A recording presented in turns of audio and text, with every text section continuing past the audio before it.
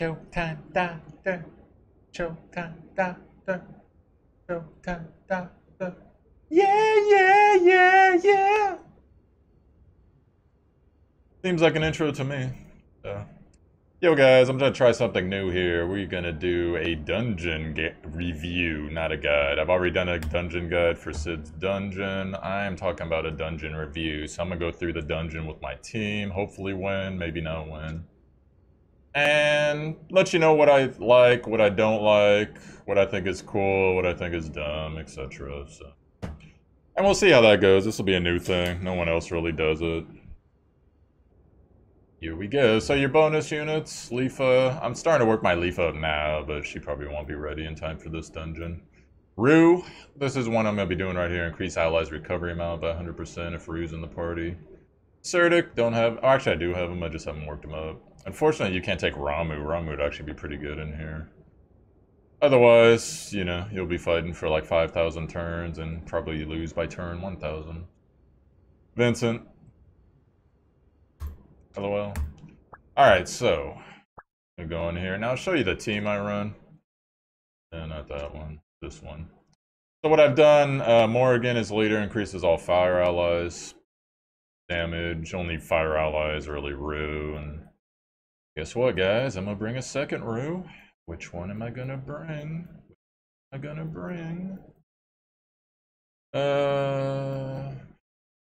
Devins.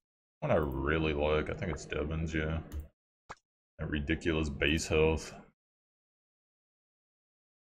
So we'll do that. So the reason I'm taking this team, so people know, Fire Wind allies HP recovery amount by 20. Sid's a Wind ally. 3 total Fire allies.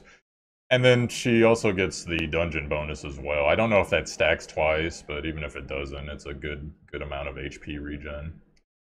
Tayo and Morrigan. Now the reason I bring Morrigan is basically, you know, fire does additional damage, really good ult. Good hero overall. I just got her 4th purple star, so she's got, I believe it's more defense and 10% more damage on her 1, which she uses a lot.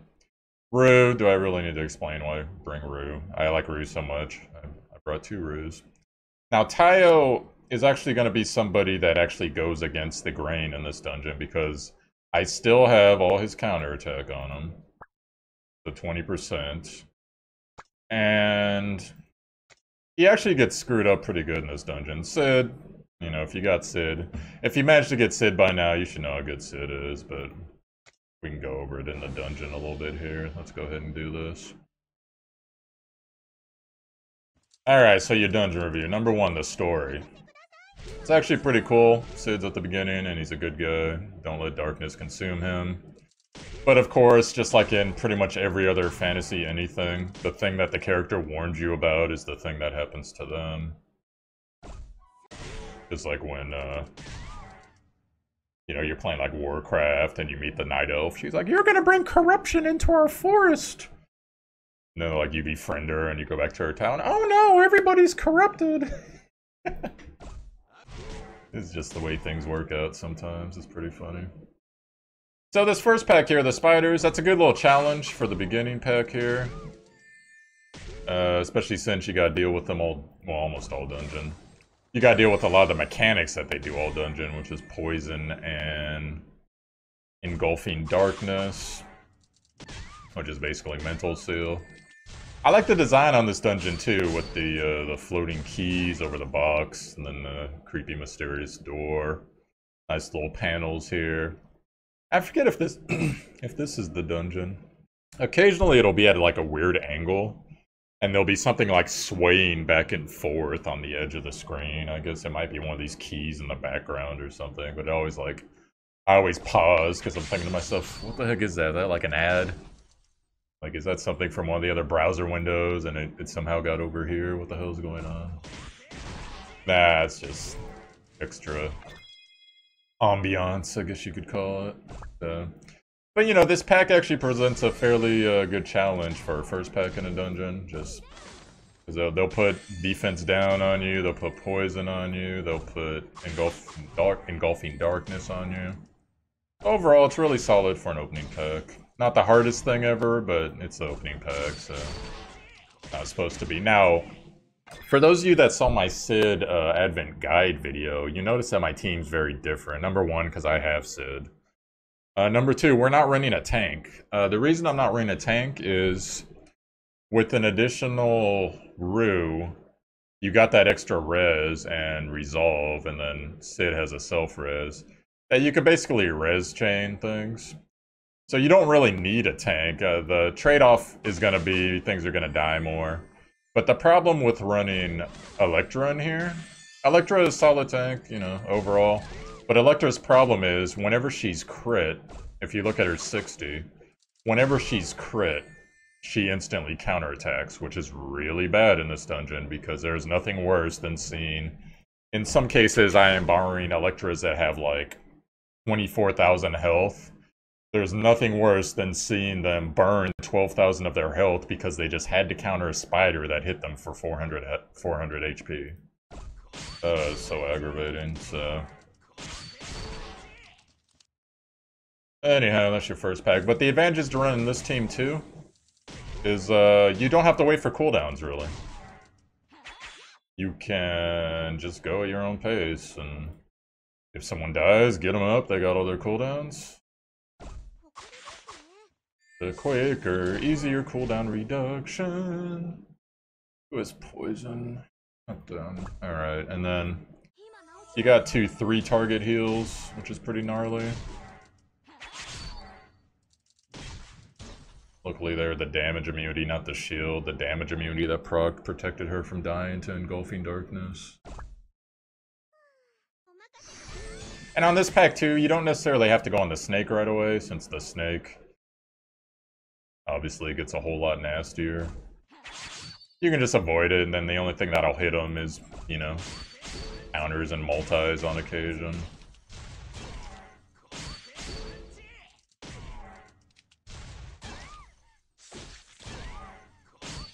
Like that. Yeah.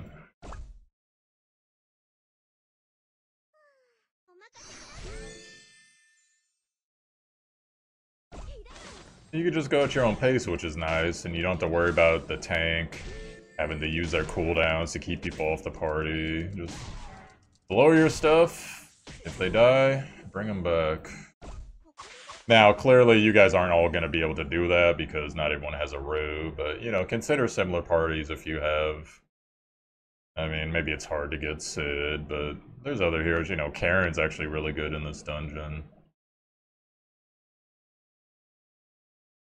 Alright, so the way that this pack works, the spider, every time you hit him, he gets additional attack, eventually turning into this this snake.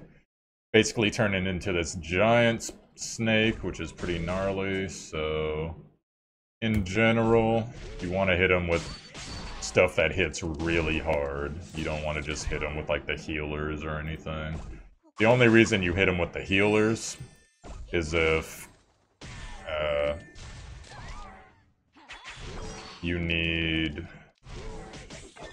Well, if he's already at max stacks is +6. Or in this case, when there's really thing going on, but I'm gonna go ahead. Got our Zerker here.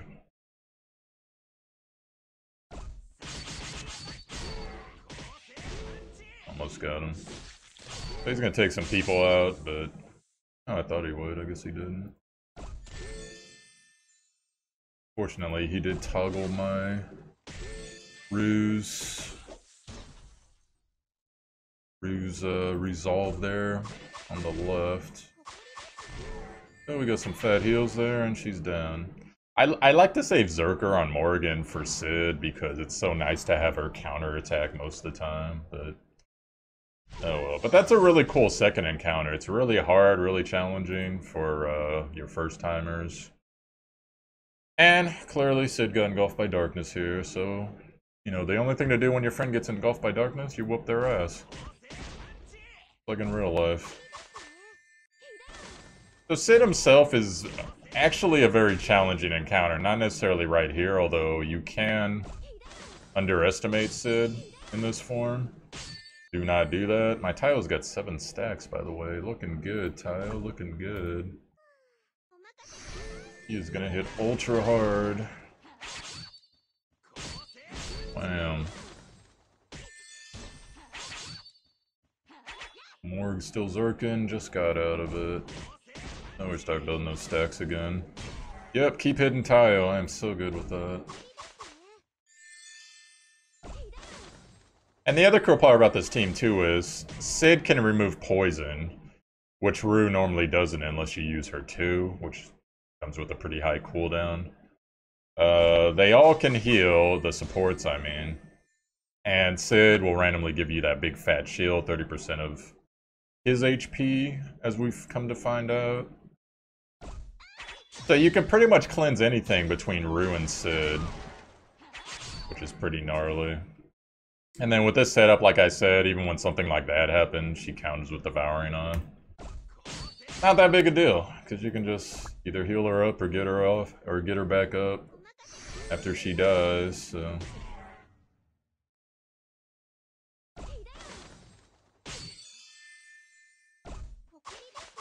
And then occasionally, Rue will proc her heal. The heal goes on her and whoever the lowest is, as long as they don't have poison on them. There goes Tayo. Tayo's back, baby. Alright, so what I'm gonna do, I'm gonna save his ult. I'm gonna actually do the damage buff here. Good, we got the multi. So now, cool part of this encounter, Sid is now semi-freed and he's gonna help you, but there's those darkness still around him.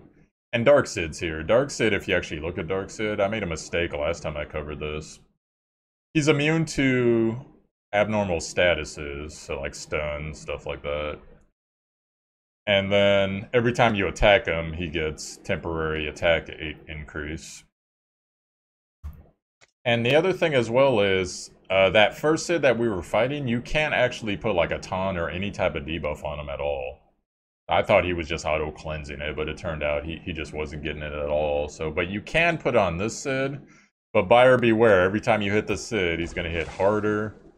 And if he has that AoE, it can get pretty nasty, dude. You see right there, we actually dispelled it a little bit. Luckily, he was just summoning. Now, with this build, what I do, I just focus on Sid for the most part. Occasionally, we'll do AoE stuff to get the ads down. And I'll usually take the people that hit less, or don't hit as hard, and start hitting the clones. Generally, it just depends. So in this case, my Sid has the, what's it called, darkness, whatever. Basically, it's a 5-turn stun unless you either dispel it or kill one of the replication Sids. So that can actually screw you pretty badly in this fight. Like, for instance, it'll be ruin someone else and maybe another person. And Sid will keep stunning Rue. Rue will auto-cleanse herself most of the time, but then she'll just get stunned again. You can't revive anybody. And then eventually they kill the other 2 people and it's game, so that's highly annoying. But in this case, Rue's passive removes it. So I was saving my ult, he's got 3 stacks, we'll go ahead and hit it. Not that bad. The other good thing is he has that 70% damage mitigation now. Which he can still get hit really hard because I don't have that decreased damage from boss thing, but still though, that 70% mitigation is going to do a lot of good work there. So the other annoying thing about this encounter is, once Sid gets 3 clones up, they'll be going for a combined like almost 10 turns. Like if you have like 1 or 2 characters alive versus your 1 or 2 characters' turns, so it can get pretty overwhelming pretty quick. Who has poison? Everyone I want to heal has poison, so I am gonna res. Summon somebody. Of course, stuns the Rue, who has the very next turn. Because he's Sid, he's a jerk. We're gonna go ahead. DPS just stays on Sid. You can see they're fairly scared. That's the other dumb thing about this encounter. Okay, so Sid in the middle, he's supposed to be helping you. And he does. You know, he tries to heal you with the bird. He'll cast his 2 on occasion. And when the fight starts, he'll res and heal it. I think everybody, at least most of the characters. But the problem is, since the other Sid puts poison on, And on occasion there's that anti-heal debuff. Actually, no, I don't think that gets on. But Sid will try to heal you with the bird and end up killing you. And it's funny, if you watch my other Sid dungeon guide, my Rue, or whoever it was, got a damage immunity taunt.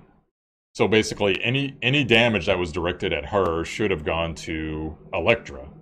But she was at like 0 health or whatever it was. Freaking regular Sid, she had poison on. Freaking regular Sid hit her with a bird and killed her. Like, literally right after that. I was like, oh, thank God she got that dead. And I was just...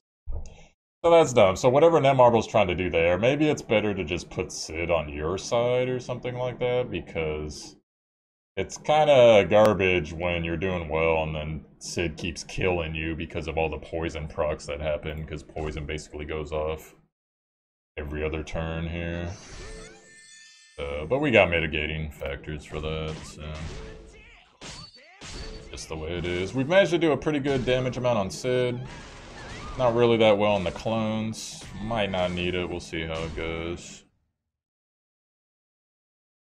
So right here I got a choice. Sid's gonna take half his life and damage from Devouring Darkness, but I need to cast this anyways to keep my DPS up and bring cooldowns down, because both Tayo and Morrigan just use their ults. But this is definitely a really hard dungeon, guys. It's fair in most aspects, except maybe I think the clones take a couple too many turns when you yourself have like 1 or 2 or 3 characters alive. Because it can get to the point where they take 9 turns in between while you take 2 turns. And as you know, one of you is going to get stunned, and the other one, they might not be able to do anything just because they have Devouring Darkness up at less than half their health. So it gets pretty gnarly sometimes. It's pretty intense. I'm gonna go ahead and skip this turn with Rue. We're gonna go ahead and get some AoE damage out here.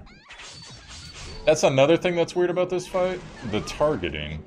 Now, if you noticed, when I did that, the AoE actually went off on this Sid,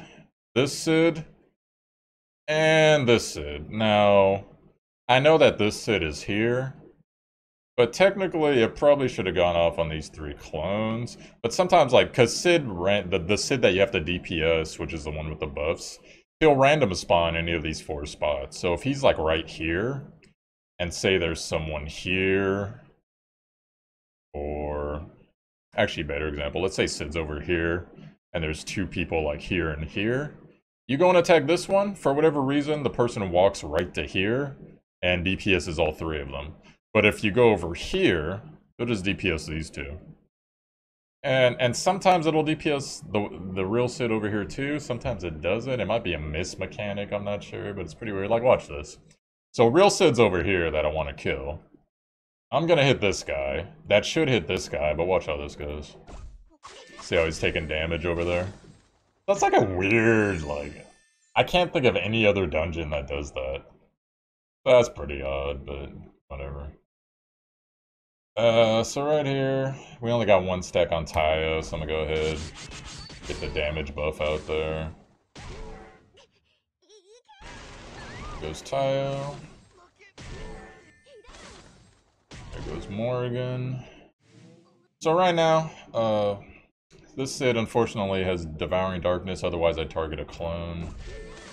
And you're starting to see what I'm talking about all the turns that they start taking, and now she's stunned. Luckily we can get someone up anyways, that's the reason I brought 2 Rues, but... it gets pretty gnarly. So right here, go ahead, clear out the extra clones there, because why not? We got another res, get Tayo up. Immediately get Tayo that damage reduction. And hopefully we'll stay alive in between all this garbage. So right now, I'm not going to hit Sid with my Sid because I don't want that extra damage on the AoE that's coming. Here it comes. Alright, so that worked out. So another thing you can do too, if you have a rune here, you see how she has Devouring Darkness, but let's say she's at like half health, close to half health, but not quite half health. You can actually do her too, if she's going to be a target in it, and combined with her regen, probably heal her up the whole way. I didn't mean to do that. I guess I hit defend, great. Oh well, but anyways, that was a bad example, so... There goes regular Sid. Yeah, like right here, you see. She healed, she got a big fat. That's why I run my supports with a lot of regen. I know most of us shied away from that. Because of Kane and PvP. And I hit Sid at the end. Sid just has to die at the end. So. And I didn't get Sid. I'm 0 for 7 on Sid the last couple days. Fun, fun, fun.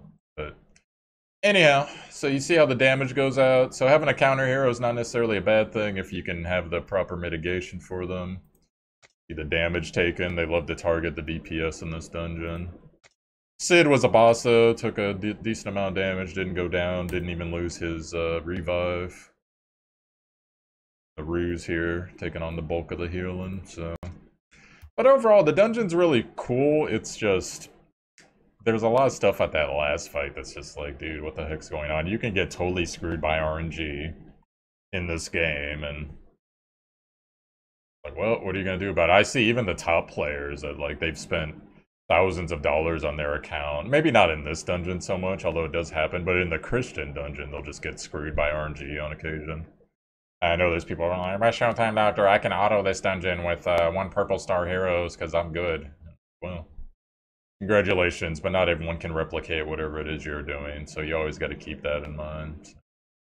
But anyways, guys, this has been your Sid Advent Dungeon review. Overall, solid dungeon, really cool aesthetics and everything. Sid's a great character. Good luck on your Sid farming.